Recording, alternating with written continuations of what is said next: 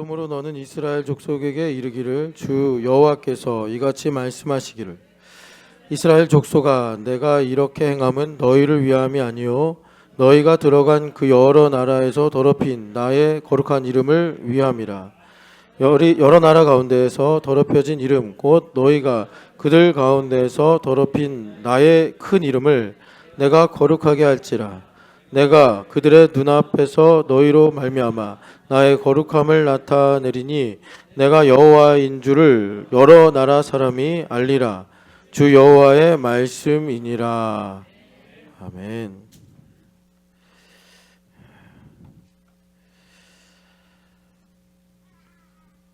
우리 한번 옆 사람에게 축복합시다. 당신의 삶에서 하나님의 이름이 거룩히 여김을 받으시기를 축복합니다.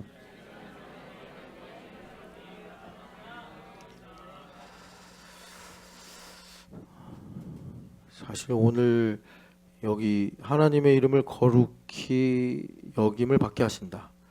거룩하게 하신다. 이 말씀을 우리가 충분하게 다 들으려면 좀 시간이 걸리는데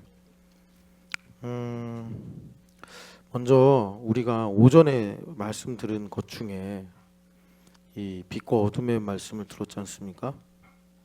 그러니까 예수님께서 우리를 친구로 이렇게 부르신다. 이거를 여러분들이 그 빛과 어둠에 대한 내용을 잘 이해하시고, 그래서 흑암에 사는 우리가 빛이신 예수님께 가까이 가면 갈수록 어둠이 드러난다. 뭐 여러분 요한복음 전체가 빛이라는 주제의 설교다라고 말해도 너무하다라고 말할 수가 없는데, 그러니까 예수님께서 뭐 말씀을 하시든 어떤 병을 고치시든 간에 그게 다 이제 빛을 비추시는 거란 말이에요. 그러면 항상 죄인은 그 트집을 잡습니다. 어둠의 문제 때문에 그래요. 그래서 요한복음 5장에 보면 예수님께서 38년 된 병자를 고치시는데 그걸 보고도 사람들이 안식일 날 병 고쳤다고 예수님을 핍박합니다. 그러니까 우리는 유대인이니까 당연히 그렇지라고 생각하기 쉬운데, 사실 어떠한 경우와 상황이든 하나님께서 38년 된 병이면은 뭐 불치병이라고 봐야죠.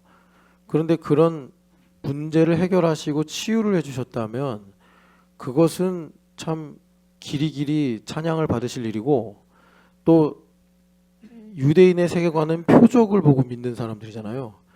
그러니까 안식일 날 병을 고치신 이 표적을 보고 예수님을 하나님의 아들이라고 말할 만도 한데, 요한복음 5장에 보면 그 일로 인해서 예수님을 핍박을 했다 이렇게 말씀을 해요.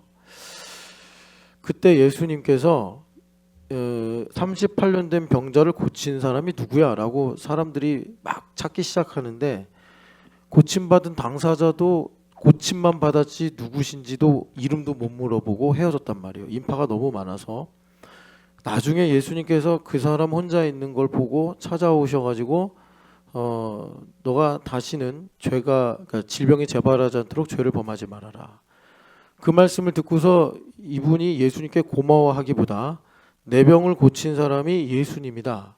왜냐하면 병 고침 받은 게 사실 본인이 원하거나 구한 것도 아닌데, 병 고침을 받은 일 때문에, 그러니까 병을 고침 받고 예수님께서 자리를 들고 일어나라 해서 안식일 날 그 무거운 뭐 그게 침낭인지 뭐 깔개인지는 모르겠는데 그걸 들고 가다가 뭐 이렇게 이제 핍박을 받았으니 시무룩하고 의기소침한 거예요.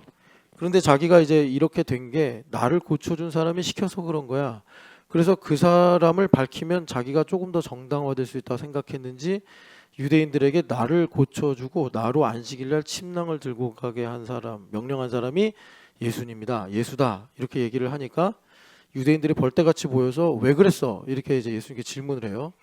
그러면 우리 입장, 우리 생각에서는 예수님께서 안식일의 본질이 무엇이며 예수님께서 어떠한 이유와 근거로 안식일 날 38년 된 병자를 고치셔서 그 당시 예루살렘에 모이는 수많은 유대인들이 베데스다 연못에 가가지고 그러니까 하나님의 은혜를 경험하려고, 이 베데스다가 하나님의 은혜라는 이 이름이 있어요. 뜻이 있어요.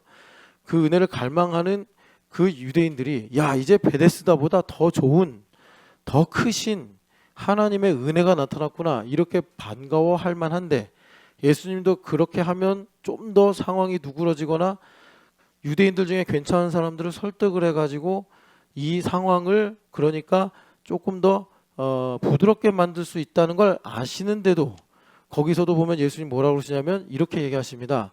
아버지가 일하시니 나도 일한다. 그러니까 유대인들이 지금 이제 만약에 말하자면 여기가 조금 아파서 왔는데 이 일부의 아픈 것이 이제 중야사냐의 충격으로 몰리는 거예요. 왜냐하면 뭐 그 당시 예수님께서 거의 사역 초반기였기 때문에 예수님이 아직 누구신지 이렇게 알려지지 않은 상태에서 어찌 뭐 선지자 노릇을 하는 한 젊은이가 나타나서 병자 하나를 고치고서 나와 하나님이 같아 이런 말씀을 지금 자기가 찬송을 받거나 사람들이 오병이어 기적을 통해서 예수님을 추앙하는 상태가 아니라 반신반의하는 상태, 거기서 반반이 아니라 오히려 한 5분의 4는 예수님에 대해서 아니 왜 안식일 날 자리를 들고 일어나 걸어가게 하는 거야 이렇게 하면서 의심하는 그 상황에 주님께서 기름을 더 부은 거죠. 그래서 이들이 아니 너가 지금 정신이 나갔냐 하면서 어떻게 하나님과 너를 동등하게 삼냐, 그래가지고 뭐 이제 우리 식으로 표현하자면 주님 산통 다 깨버리십니다 거기서. 근데 예수님께서 5장에서만 그런 것이 아니라 6장에서 수군거리지 마 하고서 예수님께서 자기가 하늘에서 내려온 떡이 뭔지 말씀하셨는데 그 말씀이 무슨 의미인지를 예물법 무슨 법을 차근차근 설명하시면서 그들을 설득했으면 좀 더 분위기가 부드러워질 수 있는데 주님은 바로 그냥 직선으로 가셔가지고 너희들은 아버지가 나에게로 이끌지 않았기 때문에 지금 내가 하늘에서 내려온 떡이다라는 말씀을 듣고 수군수군거리면서 요셉의 아들 아니냐 나사렛 출신 아니냐 이러면서 하고 있는 거 아니냐. 뭐 여러분 이런 내용들이 워낙 성경의 옛날 이야기이기 때문에 여러분들이 잘 이해가, 오늘 우리에게 이런 일이 있을까라는 이해가 그런 생각이 든다면 뭐 제가 오늘 어떤 이유든지 흐름이든지 간에 뭐 돈, 예물 뭐 이런 이제 설교를 한다고 합시다. 여러분 충분히 이해할 수 있어요. 4월 19일이 부활주일입니다. 여러분 이제 10에 그 부활주일 되면 여러분 11조만큼 헌금하는 거 알죠? 여러분 11조는 헌금의 맥시멈이 아니라 주님께서 구약성경에 예물의 미니멈으로 주신 거예요. 여러분 그러니까 부활주일날 우리가 절경금을 드려야 되는데 하나님 앞에 10분의 1만큼 드려야 됩니다. 그러면 만약에 500만 원을 월급으로 받는 사람이 50만 원을 11조를 하는데 이제 부활주일 4월이 되면 100만 원이 나가야 되는 거예요. 이게 여러분 애 딸린 한 가장에 애 키우고 생활비 쓰고 뭐 하고 빚 갚고 이러면 이거 진짜 야 이거 신촌교회 이거 맞아? 이런 생각이 든단 말이에요. 수군 하는 일이 생긴다고요. 예수님께서 자기를 믿겠다고 하는 사람들에게 진리를 알지니 진리가 너희를 자유롭게 하리라. 얼마나 사람들이 이 말씀을 지금은 좋아합니까? 지금은 학교에다가도 새기고 뭐 학원에다가도 새기고 좋아하잖아요. 그런데 정작 예수님께서 그 말씀하셨던 요한복음 8장에서 보면 그 말씀 때문에 유대인들이 처음에는 점잖게 시작했어요. 내가 누구의 종이 된 적이 없는데 당신이 왜 우리한테 자유하라고 하십니까? 그럼 그 말을 듣고 예수님께서 그 말은 말이야 너희들의 신분이나 계급에 대한 내용이 아니라 그러니까 너희들 구약성경 다 읽어봤잖아. 우리가 죄인이라는 걸 뭐라고 설명하지? 죄의 종이라고 하잖아. 내가 그 죄의 종에 관한 부분을 얘기하는 거야. 이렇게 하면 유대인들 중에 아마 절반 이상은 그래서 진리를 알려고 하는 거구나. 그럼 진리가 뭐예요? 이렇게 아마 이야기의 맥락이 흘러갔을지도 몰라요. 그런데 예수님께서 그 말을 듣자마자 뭐라고 그러시죠? 너희의 아비는 사탄이야. 사탄은 거짓의 아비야. 그러니까 너희들이 진리를 거부하는 거야. 이래가지고 나중에는 유대인들이 끝까지 몰려가지고 예수님을 그 자리에서 즉석에서 돌로 쳐서 죽이려고 하는 이런 상황이 생기고 말았단 말이죠. 그러니까 지금 이런 세 가지 맥락을 여러분들한테 자세하게 소개해드리는 건 뭐냐면 오늘 우리가 교회에 와서 빛이신 예수님께 나아가는데 그 빛이신 예수님은 우리의 어둠을 드러내신단 말이에요. 그래서 요한복음 6장에도 말씀하신 것처럼 아버지께로부터 배우고 들은 사람은 내게로 온다. 그러면 우리가 언제 하나님을 본 적이 있어요? 그러면 죄인이 아니지. 그런데 예수님께서 아버지를 보고 들은 사람은 내게로 온다. 이것을 우리가 요한 1서에서 잘 살펴보니까 아버지께로부터 난 자마다, 하나님께로부터 난 자마다 그 안에 하나님의 씨가 있다. 그러니까 우리가 이 영으로 거듭나 버리면 하나님의 씨가 여기 있어서 그런 수군거리는 거, 당혹스러운 거, 내가 지금까지 옳다고 생각했던 가치와 부딪히는 상황에서 이 상황에서 하나님의 뜻이 무엇인가를 이제 우리가 일상적인 용어로 바꿔 말하면 감각적으로, 성경의 표현으로 말하면 기름 부으심으로 듣고 우리가 그 가운데서 진리를 따르더라. 이 말씀을 주님께서 우리에게 하시는 겁니다.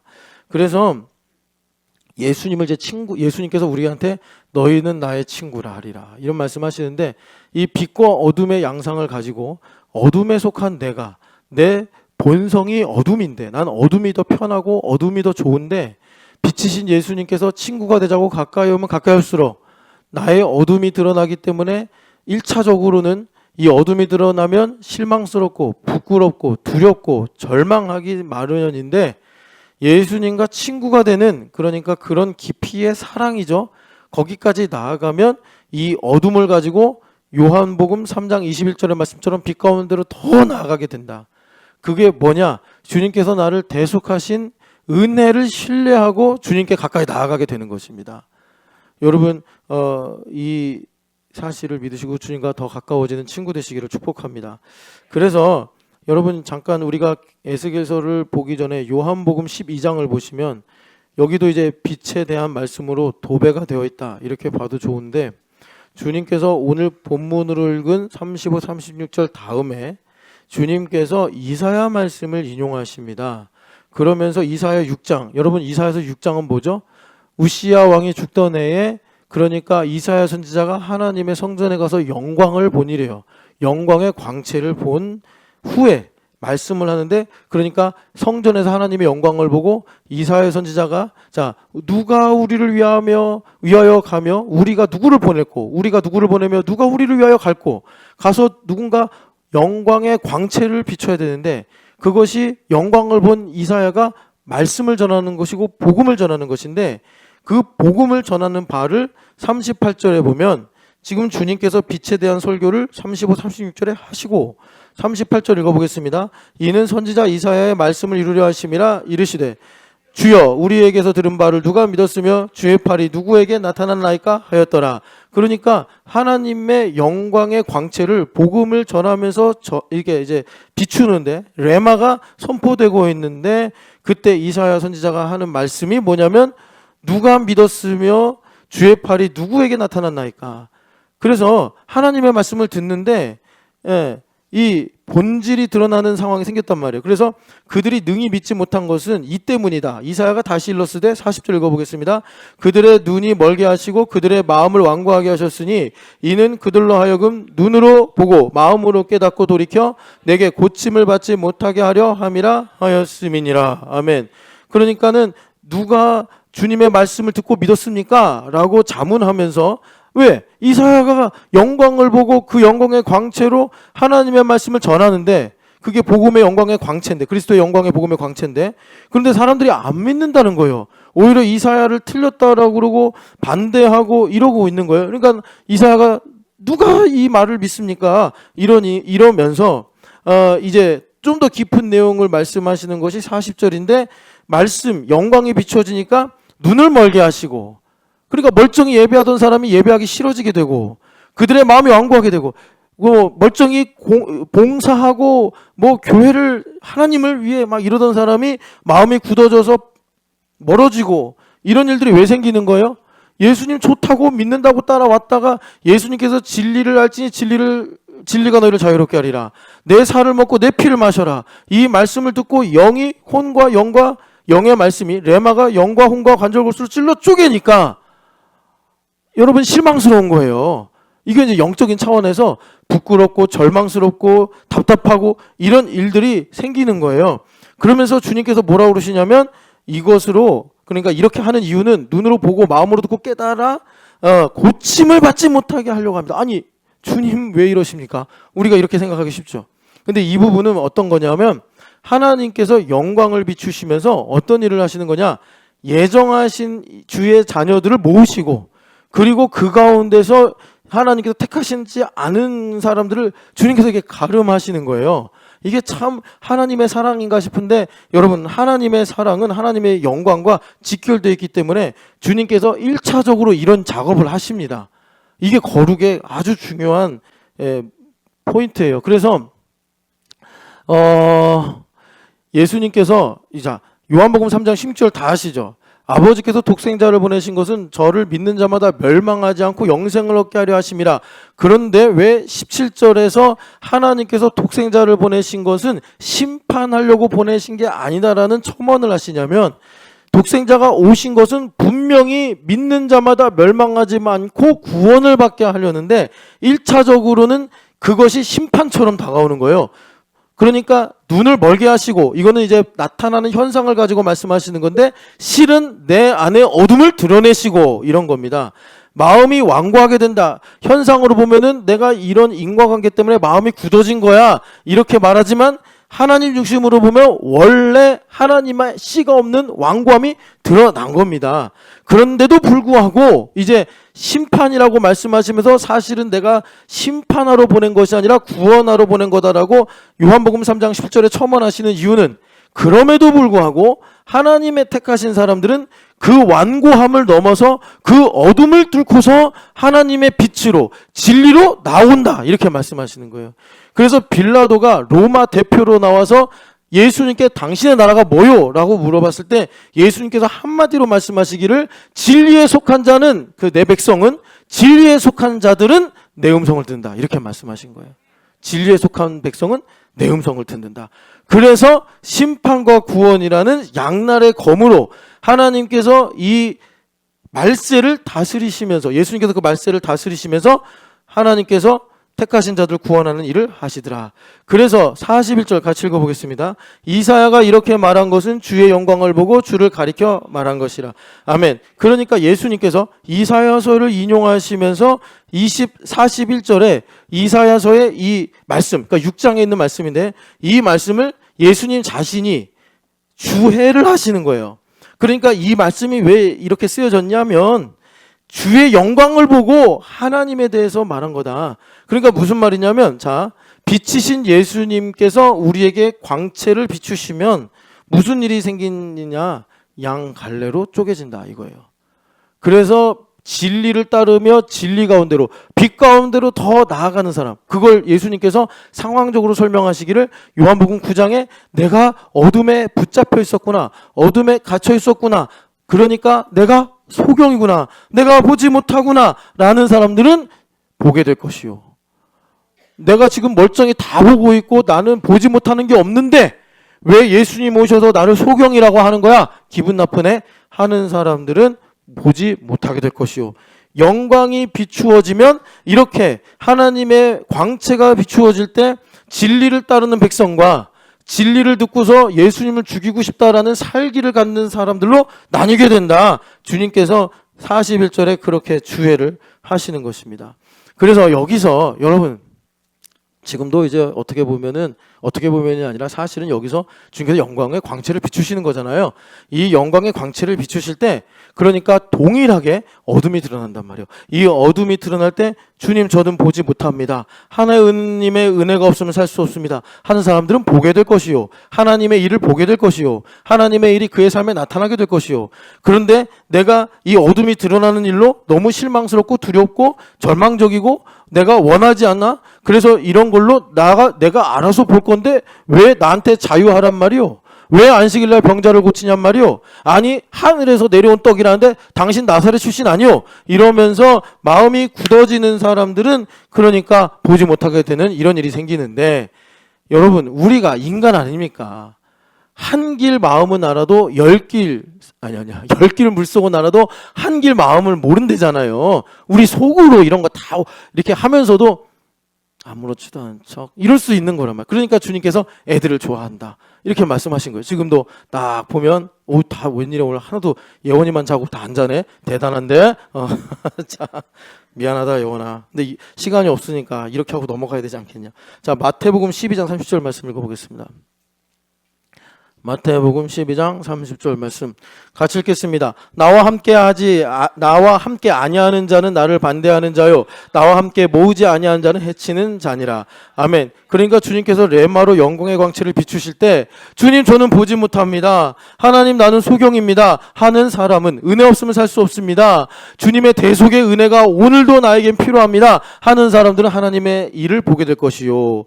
그런데 여러분, 우리가 대부분 어떤 이 스탠스를 취하냐면, 잠깐만 있어봐. 잠깐만, 이게 어떻게 된 상황이야? 하면서 복지부동 가만히 지금 이게 어떻게 된 상황이야? 요렇게 한단 말이에요. 아니면 조금 이제 교회를, 아까 전에 누가 그러더라, 교회밥을 10년 먹었더니 뭐 그러면서 나한테 막 뭐라고 외치고 갔는데, 제가 누가 그랬는지 내용은 다 잊어버렸어요. 그런데 교회밥을 10년 먹으면 이 복지부동 하는 기술이 되게 좋아져요. 그러니까 여러분들이 좀 짓궂어서 이런 거죠. 이제 박윤희 집사님 꽤 우리 교회밥 많이 드셨잖아요. 그럼 이제 박윤희 집사님 옆에 이제 신주희 자매 같은 이런 후배가 언니 소경이에요? 이렇게 물어볼 수 있단 말이에요. 아니 너 일이나 신경 써, 딱 이럴 수 있어요. 박윤희 집사님이 네 눈이나 뭐 해, 뭐 이러면서 그렇게 뭐냐, 주님과 함께 하지 아니하는, 그러니까 함께 아니하는 게 뭐예요? 주님께 나아가서 나는 소경입니다 이래야 되는데, 일단은 이제 교회밥 10년 먹어서 기술이 되게 좋아져가지고 소경입니다라고 나아가진 않지만, 그렇다고 지금 타이밍상 내가 그렇다고 본다고도 말하면 이거 역공을 당할 텐데 해가지고 이제 그 딱 중간지대를 차지하려고 하는 그런 상황이 생긴단 말이에요. 나와 함께 모으지 아니하는 자는, 지금 주님께서 빛을 비추시면서 나에게 친구로 오신 예수님께서 너 소경이야 이런단 말이에요. 그런데 그러면 모은다는 게 뭐겠어요? 주님 저 소경입니다, 저 좀 고쳐주세요, 실로암에 보내주세요, 실로암에 가서 내 눈 좀 열게 해주세요. 지금 제가 살아오면서 지난 날들 돌아보니까 주님 저는 내가 눈이 밝은 줄 알았고 적어도 누구보단 똑똑하다고 생각을 하고 살아왔는데 저는 아는 것도 없고 보는 것도 없고, 하나님 이거 어떡합니까? 주님 저 좀 보게 해주세요, 실로암 좀 보내주게 해주세요. 이러지 않고 야, 그 다음에 주님께서 나한테 또 뭐라고 하시려고 저러시나? 이러는 사람, 함께 모으지 않은 자는 사실은 주님께서 모으시려고 할 때 해치는 자다. 그러니까 여러분 여기 율법 사회잖아요. 율법 세상. 그러니까 율법 세상에서는 우리가 하나님을 가까이 하는 사람이란 말이에요. 제사장이라고요. 제사장. 그러니까는 제사장으로서 성령 하나님으로 충만하지 않으면, 반드시 충만하지 않은 그 영역을, 그 어떤 이 몫을 반드시 악화가 어두움이 차지하게 된다. 주님께서 우리에게 이런 양상을 이제 말씀하시는 것입니다.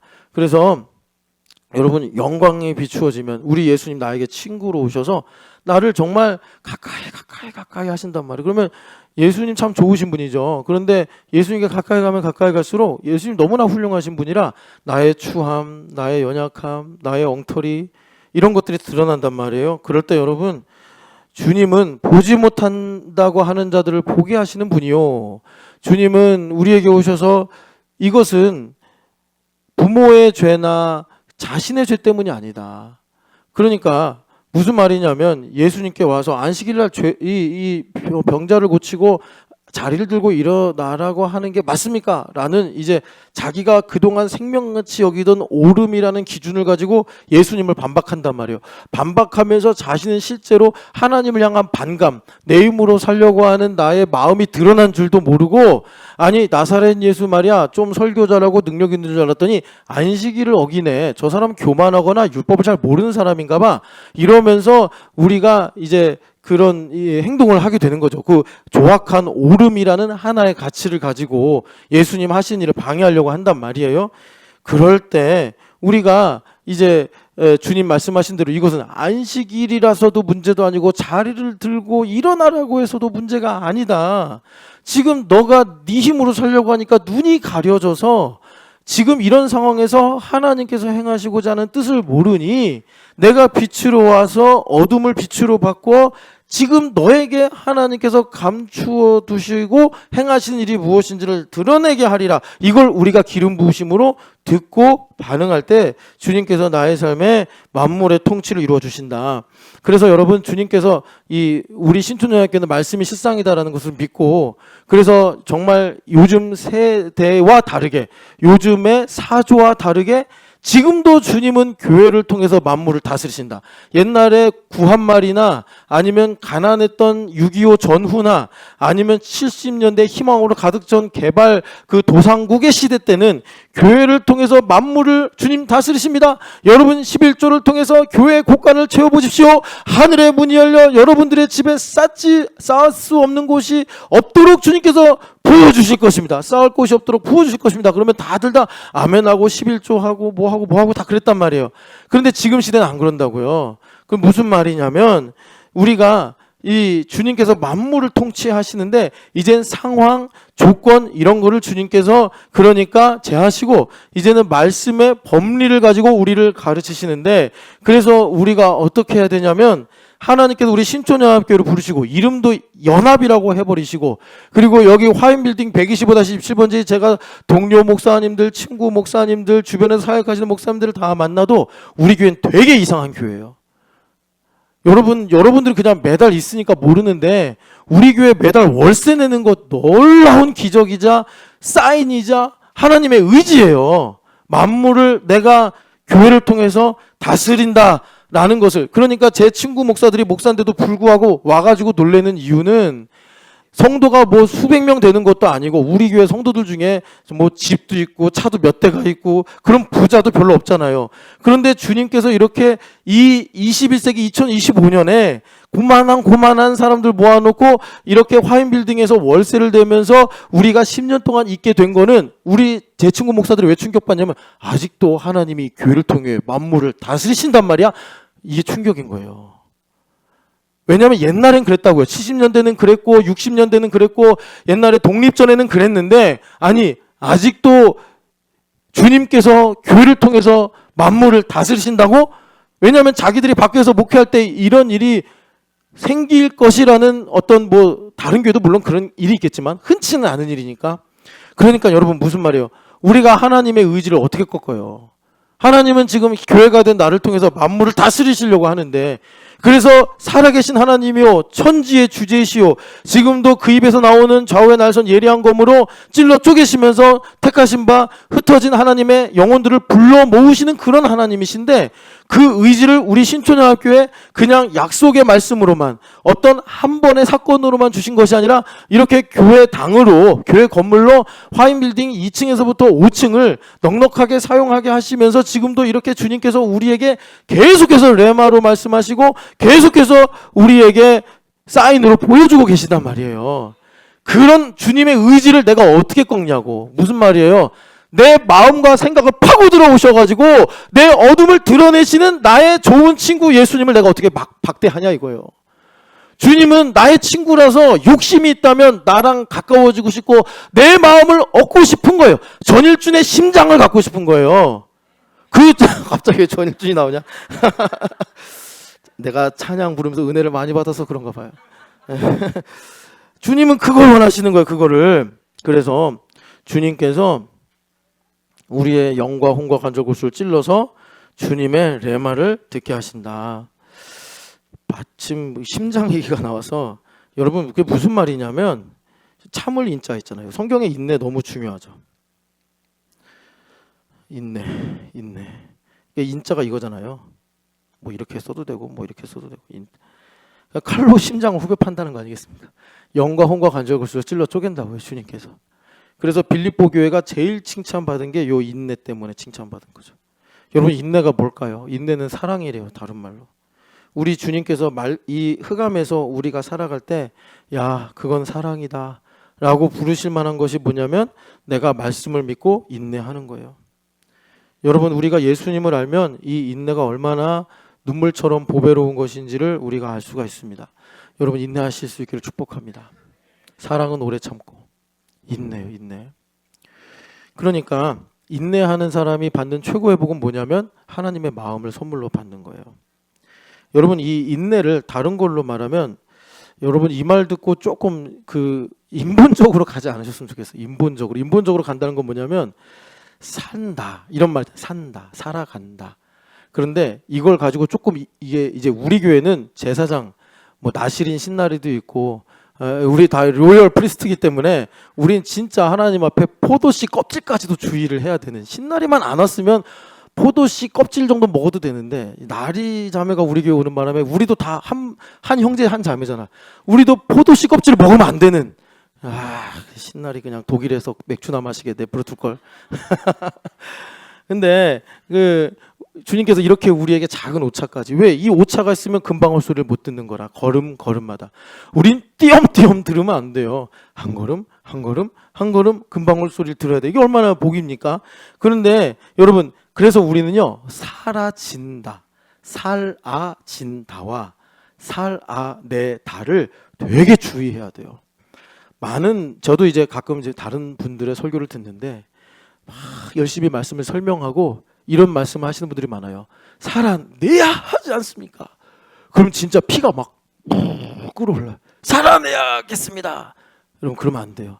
우리는 좀 헷갈릴 수 있는데 disappear, 사라진다가 아니라 이거 어떻게 말해? 살아지게 되다. 우린 살아져야 돼. 우리는 은혜로 살고 살아지는 인생이 돼야 돼요. 그래서 여러분 인내한다. 주님께서 우리 가까이 하세요.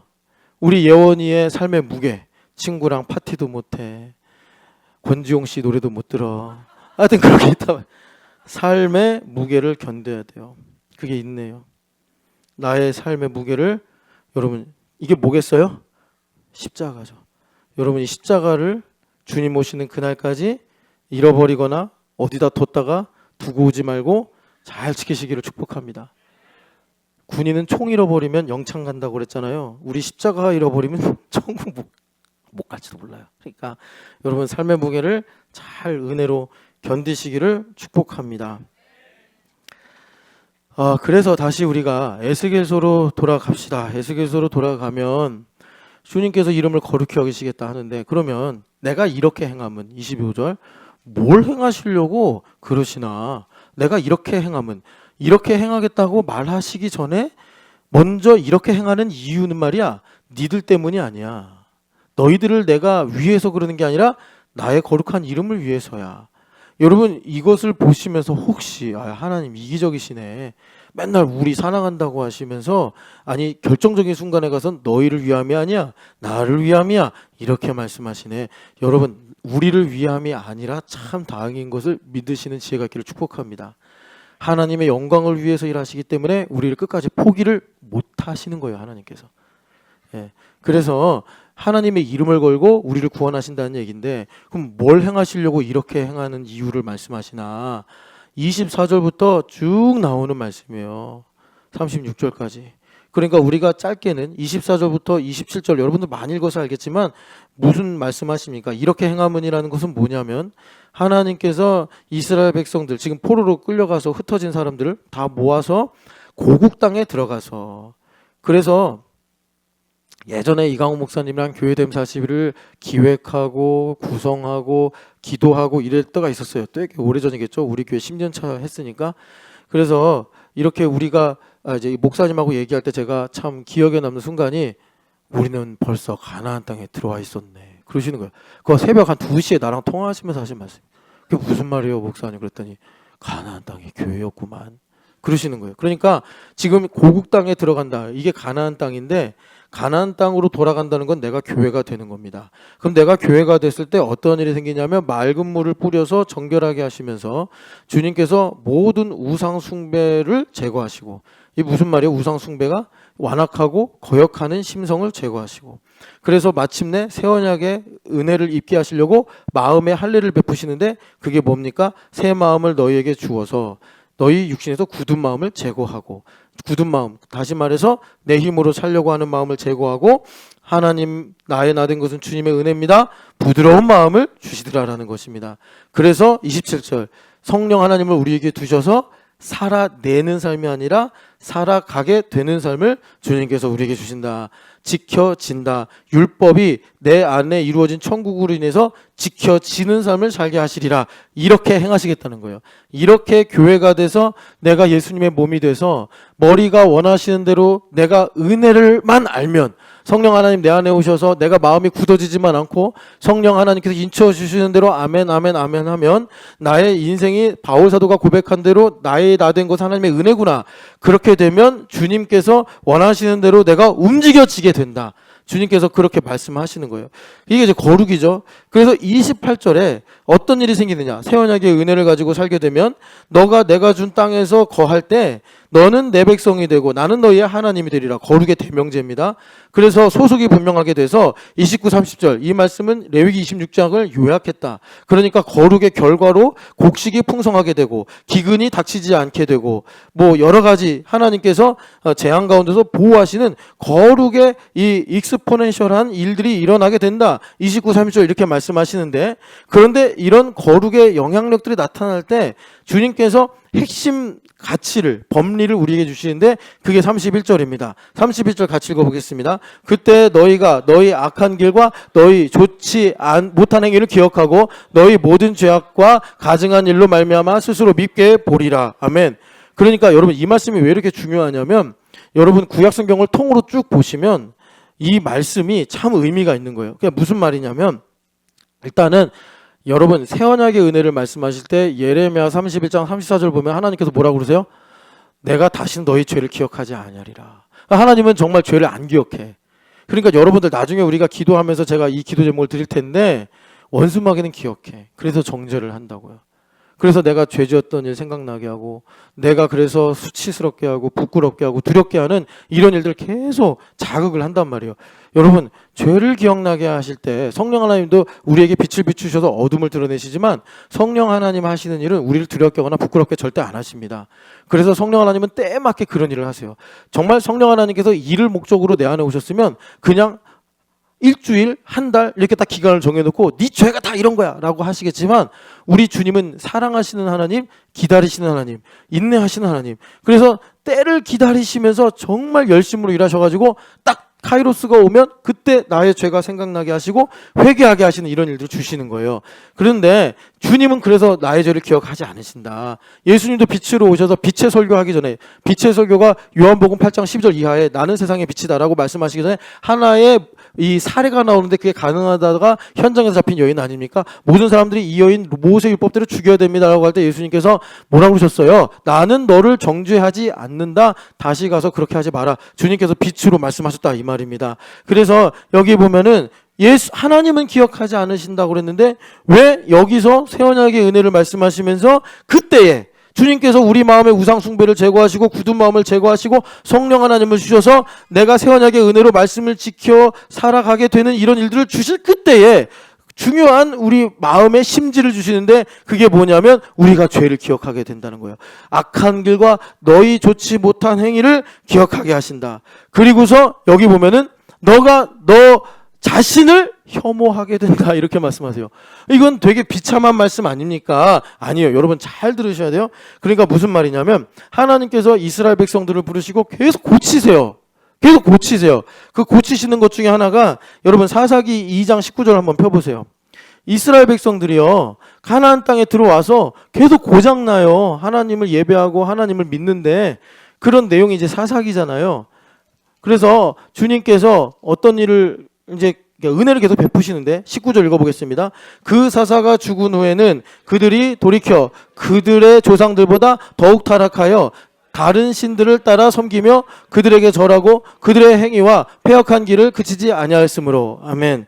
그러니까 이스라엘 백성들이 이제 우상을 섬겨요. 그러면 기근이 오거나 재앙이 오거나 이런단 말이에요. 그래서 이스라엘 백성들이 힘드니까 10년 20년 버티다가 아이고 안 되겠다. 하나님 우리 좀 도와주세요. 우리 좀 구원해 주세요. 그래. 그러면 하나님께서 사사를 보내신다고. 이 사사가 여러분 미시파트라는 이 말과 똑같은 건데 우리 중심에서 주님께서 말씀하시는 것이 미시파트예요. 이 미시파트를 이 물리적으로 행하는 사람이 이 샤파트라고 해서 사사입니다.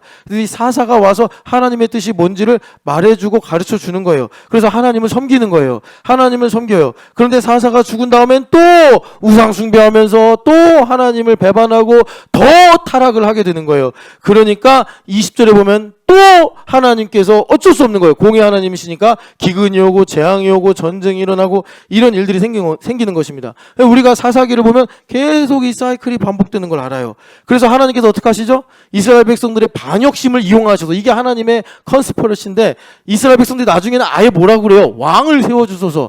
사무엘 선지자가 마지막 사사로 활동할 때 왕을 세워주소서. 이거는 하나님께서 분명히 사무엘에게 말씀하시기를 내가 저들의 왕인데 저들이 지금 나를 바꿔치기 하자는 거 아니냐. 그래서 사무엘 선지자가 그 얘기를 하고 하나님께 회개하는 일을 벌이지 않습니까? 그러고서 하나님께서 그런 모든 상황을 통해서 다윗 왕을 마침내 세우시죠.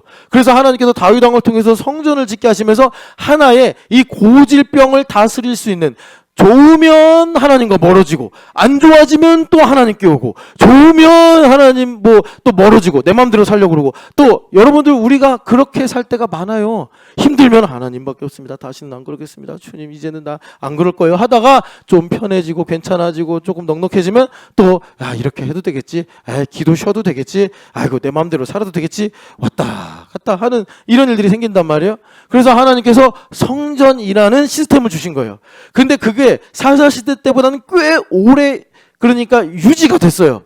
그러니까 이스라엘 백성들이 아주 극단적으로 안 갔는데 그런데 원수마귀가 또 놉니까? 안 그러잖아요. 그래서 이 죄의 씨를 가지고 분열하게 만들고 분열했는데 여로보암 왕이 여로보암의 길을 만들고 여로보암의 길이 아합 왕의 대로가 돼가지고 여리고성 다시 세우고 아합 왕 때 하나님께서 이런 모든 상황을 보시면서 엘리야라는 하나님의 선지자를 통해서 말씀하시기를 내가 7,000명 남길 거야. 이런 말씀하신 거예요. 남은 자의 복음을 선포하시는 것입니다. 이 남은 자는 뭐예요? 성전의 시스템이 다 깨져버리고 하나님께서 이제 마음의 성전, 삶의 성전, 공간의 성전을 가지고 이제 일을 하시겠다라는 것에 단초가 되는 거예요. 그래서 이스라엘 백성들이 물론 돌아와서 수르바벨 성전을 짓고 하나님을 섬겼지만 거기에는 이전에 솔로몬 성전 때와 같이 언약궤가 없는 이젠 언약궤가 우리 마음에 침노하고 들어오는 이런 시대를 주님께서 여시는 것입니다. 그래서 마침내 새 언약의 은혜를 주신다는 것은 에스겔서를 보면은 하나님께서 나의 중심 자체를 바꾸시는 거예요.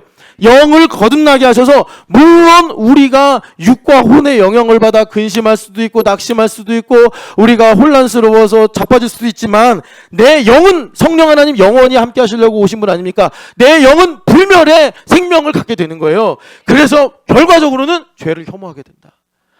죄를 혐오하게 된다는 것은 다른 말로 복음적으로 말하면 은혜를 사모하게 된다. 은혜로부터 감각적으로 떨어질 수 없게 주님께서 만드시더라라는 것입니다.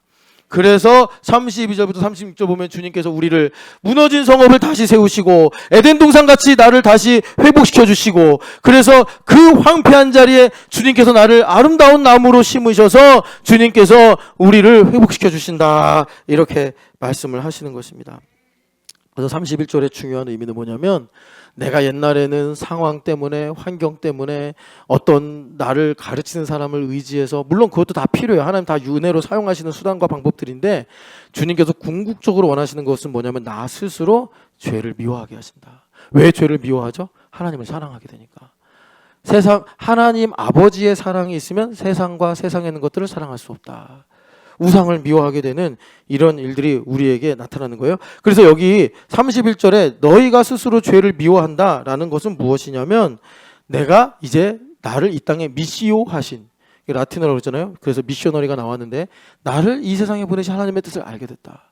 나를 이 땅에 보내신 하나님의 뜻을 알게 되니까 어떻게 되는 거죠? 나를 이 땅에 보내신 하나님의 뜻을 알게 되니까 더 이상 그것과 상관없고 그것의 장애물이 되는 이전의 악한 길과 좋지 못하던 것들을 내가 미워하게 된다. 내가 살려고, 내가 재앙에서 벗어나려고 이걸 미워하는 게 아니라 내 본질 자체가 변화돼서 내가 이제 마침내 하나님께서 예정하시고 뜻하신 바대로 하나님의 영광을 위해 살아가는 존재가 되더라. 이걸 성령 하나님께서 나를 영적인 사람, 신령한 사람이 되게 하신 것이요, 신령한 사람이라는 것은 죽었던 영이 성령 하나님 내 안에 들어오셔서 영으로 거듭난 사람이다. 영으로 거듭나는지 안 거듭나는지 제가 몇 가지 제 개인의 경험을 갖고 팁을 드리면, 여러분 저도 목회를 하니까 머리가 박 터질 것 같아요. 진짜 뭐 고민, 염려 뭐 이런 것 때문에. 그런데 이제 이게 누적이 돼요. 아침에는 맑아, 새벽 기도하고. 근데 아침 지나 점심 지나 저녁 지나 밤이 돼. 교회를 나가려고 그러는데 목사님 잠깐만요. 네. 와, 열받는다. 근데 여러분 제가 교회에서 이제 8시, 9시 때 나가잖아요. 그때 저 부르시면 안 돼요. 여러분들도 보셔서 알겠지만 뭐 화를 막 내죠, 제가. 뭐 그런 일이 또 있어! 뭐라고. 저번에 가려고 그러면 또 누가, 목사님, 이런, 뭐 그런 저 갈 때는 가게 내버려 둬야 돼요. 다 가는 이유가 있어. 막 승질이 개떡이에요, 개떡. 내가 생각해도. 그러면 이제 집에 와서 이렇게 있으면, 주님, 제가 목사 맞습니까? 그리고 이제 막 그 염려와 근심이 진짜 드릴로 내 머리를 뚫는 것 같아. 그러면서 제가 무슨 생각까지 하냐면, 내가 이러려고 목회를 하려고 그랬나 하면서 진짜 머리가 아파요. 그럴 때 주님 은혜를 주세요. 기도해. 너무 단순하고 너무 당연한데 안 해. 그러니까 성령 하나님께서 기도해. 그러면 진짜 제가 주여 하고 방언으로 1시간 기도하고 찬양으로 30분 하고 하나님 막 이렇게 기도 안 하고, 하나님 전범이 좀 웃게 해주세요. 이렇게 기도하죠. 그러면 근심 연료가 싹 사라져. 놀라워. 그러니까 내가 바로 즉석에서 일어난 일이에요. 그러니까 내가 지금 전범이 제 얼굴 어떡하지? 제가 이러고 있다가 주님, 전범이 얼굴에 해가 돋게 하여 주옵소서. 그러면 그 염려가 싹 사라지고 정말 내 안에 성령 하나님 계시니까 평안이 와요. 하나도 해결 안 됐어. 다음날 보면 또 전범이 이러고 있어요. 그래도 평안해. 여러분, 우리는 영으로 살아가는 인생임을 기억하시기를 축복합니다. 마지막 하나만 더 말씀드릴게요. 이게 이제 아까 제가 드리려고 하는 기도 제목이다, 이 얘기인데, 그래서 사실 여러분 37장 여러분들하고 나눠야 되는데, 이거는 제가 정말 나중에 꼭 나눌게요. 37절의 핵심이 뭐냐면 4절인데, 이 말씀, 너희 마른 뼈들아 여호와의 말씀을 들을지어다. 너희 마른 뼈들아 여호와의 말씀을 들을지어다. 이 말씀을 들으면 살아납니다, 여러분. 그래서 교회는 어떤 곳이냐? 바람이 부는 곳, 바람이 불어오는 곳. 교회. 이 생기예요, 생기. 그래서 여러분 NASB나 킹제임스 버전 보면 윈드로 번역을 했어요. 바람이 어디서 불었죠? 에덴 동산. 바람이 불매 여호와께서 오셔서 아담아 하셨단 말이에요. 생기가 성령 하나님이죠. 결과적으로는 성령 하나님께서 우리 안에 오셔서, 여러분 어떤 일이 생기느냐면 37절 마지막에 보면 이 환상을 보여주시고 11절에 너희들이 소망이 없다고 하지 않냐, 너희들은 다 멸절되었다고 하지 않냐, 그런데 내가 너희에게 대언한다. 이게 대언이 의역이 된 거고 예언이에요. 주님께서 레마를 듣게 하시는 거예요. 그렇게 되면 어떻게 되느냐, 너희가 소망이 없고 다 멸절되었습니다. 어둠이 있습니다. 저는 갇혀 있습니다. 그럴 때 무덤 문을 열고 나오게 하리라. 주님 말씀하시는 거예요. 이것이 교회예요. 여러분, 주님은 우리를 고발하시려고 빛을 비추시는 것이 아니라 우리를 무덤에서 나오게 하시려고 빛을 비추시는 것입니다. 그래서 주님께서 다시 13, 14절 새 언약의 은혜를 주셔서 하나님의 이름이 나의 삶에서 마침내 거룩히 여김을 받는다. 그러니까 놀라운 말씀이에요. 하나님은 자기 스스로, 우리 없어도 하나님의 이름이 충분히 거룩히 여김을 받게 하실 수 있는데, 예수님께서 주기도를 가르치시면서 1번이 아버지여, 하늘에 계신 우리 아버지여, 이름이 거룩히 여김을 받으시오며, 1번 기도 제목 아닙니까? 1번. 그런데 이 일을 이루시기 위해 하나님의 열심으로 내게 오셔서 나의 친구가 되사 나의 어두움을 드러내시면서 무덤에서 나를 끌고 나오시는 거예요. 나의 절망의 무덤, 슬픔의 무덤에서. 그래서 나를 새 언약의 백성으로 살아가게 하실 때, 아까 36장에서도 본 것처럼 기근이 사라지고 곡식이 풍성해지고 하나님의 만물 통치가 나타나서 하나님의 이름이 열방 가운데서 거룩히 여김을 받게 하시겠다 하시는 것입니다. 이 일이 우리에게 어떻게 이루어지냐면 17절 읽어보겠습니다. 그 막대기들을 서로 합하여 하나가 되게 하라. 내 손에서 둘이 하나가 되리라. 막대기요. 이거 살아있는 생물이 아니라 막대기란 말이에요. 마른 뼈란 말이에요. 이걸 주님께서 붙여버리신대. 무슨 말이에요? 여러분 에베소서 2장 14절 주님께서 그 육체로 막힌 담을 허무사 둘을 하나가 되게 하시는 교회됨으로 주님께서 일을 이루시는 거예요. 많은 목사님들이 통일의 열정이 있으셔서 이거 봐라 남과 북이 하나 되는 거 아니냐 이러시는데 이 상황은 뭐냐면 에브라임 집하고 유다 집파가 이젠 둘 다 멸망해버렸고 다 흩어져 버려서 도저히 하나가 될 수 없는 이 절망적인 상황에서 주님께서 교회라는 곳에서 나를 하나가 되게 하시는 일로 지금 37장의 환상과 36장의 여호와의 이름이 거룩히 여김을 받는 일을 우리 가운데서 이루어 주시겠다라는 말씀입니다. 그래서 이 37장 27절 보면은 내 처소가 그들 가운데 있을 것이며 나는 너희들의 하나님이 되고 너희들은 내 백성이 되리라. 내 성소가 영원토록 그들 가운데 있어서 금방울 소리 같은 성령 하나님의 바람 소리가 우리에게 나의 삶에서 늘 나를 살아가게 하고 승리하게 하시더라라는 것입니다.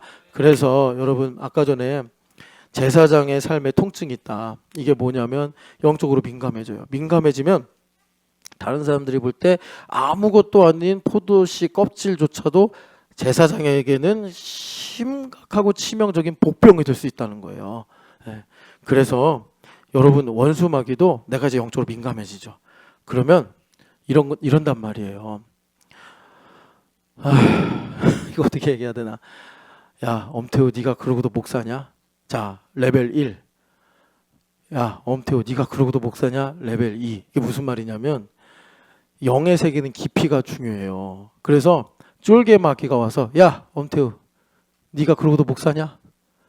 그러면 내가 이제 그 말 듣고 화들짝 놀래가지고 나 목사 아닌가 봐. 나 목사 그만해야겠어. 그러는데 이제 성령 충만하고 믿음이 성장하면 레벨 2가 온다고. 똑같은 말을 해. 너 그러고도 목사냐?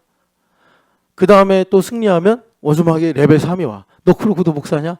그러니까 똑같은 워딩인데 원수마귀가 급수가 달라지는 거예요. 웰터급, 뭐 라이트급 이런 게 되나? 나중에 타이슨 같은 헤비급이 와가지고 네가 그래도 하나님 목사냐? 그러면 아이고 뭐야 하고 넘어지는데 이길 수 있는 방법이 있어요. 뭐냐면 더 깊은 차원의 주님의 음성을 듣는 거예요. 주님의 음성도 레벨 1 너는 내 것이라. 레벨 2 너는 내 것이라. 그래서 가장 깊은 곳에서 너는 내 것이라 하면 원수마귀가 끝판왕이 와도 요동하지 않아. 여러분 깊이 있는 주님의 음성을 구하시기를 축복합니다.